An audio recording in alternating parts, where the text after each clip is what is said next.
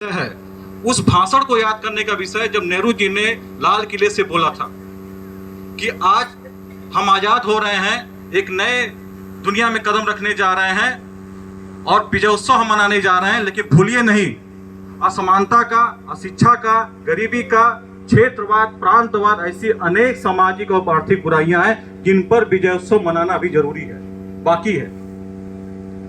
आज इस मंच से और आज इस क्षेत्र से मैं अपील करता हूं कि उस पर मंथन करने का, इस पर सोचने का समय आ गया। मैं बहुत दुखी होता हूं जब कोई बार रोक दीजिए पिताजी से बात करके, नहीं तो मैं नहीं पढ़ पाऊंगा। क्यों? क्योंकि उसकी शादी होने के बाद मेरी शादी कर दी और मैं पढ़ना चाहती हूं। मैं उस वक्त और दुखी होता हूं जब कोई बच्ची या बच्चा आता है, कहता सर एक बार में फीस देना पड़ेगा क्या? सर 2 बार में, 3 बार में नहीं हो सकता, या हम बाद में देते हैं। ऐसी अनेक जटिलताएं, अनेक प्रसंग मेरे पास आते रहते हैं। बहुत वक्त होता तो मैं सुनाता। तो कहीं न कहीं जरूरी है कि राजनीतिक आजादी तो हो गई, लेकिन अभी हमें अशिक्षा, असमानता, आर्थिक स्तर पे और सामाजिक स्तर पे अभी बहुत काम करना बाकी है।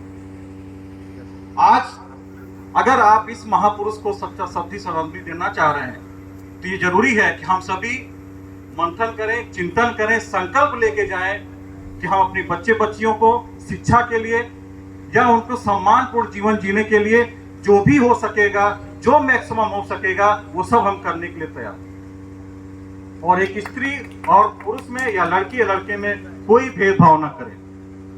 मैं आपको बताना चाहता हूं कि आपके राजकीय महाविद्यालय में, मैं उसकी दशा दिशा पे नहीं जाना चाहता, पिछले 6 सालों में या 3 सालों में एक परिवर्तन की बयार शुरू हो गई है।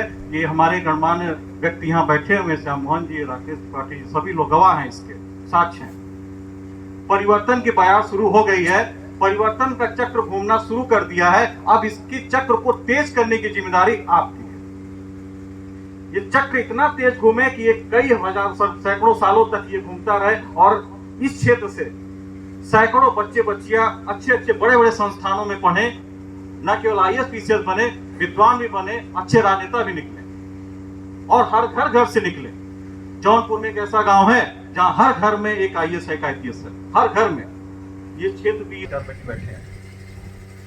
फर्स्ट ईयर में संख्या अधिक रहेगी, सेकेंड ईयर में आधी हो जाएगी, थर्ड ईयर में और कम, MA में तो समझिए कि गिनती भर के 2-4 लड़के आते हैं। लेकिन याद रहे, एडमिशन है, बच्चे नहीं आते। उसकी सबसे बड़ी समस्या क्या हमने देखा कि आप अर्ली मैरिज में शादी कर देते हैं बच्चियों।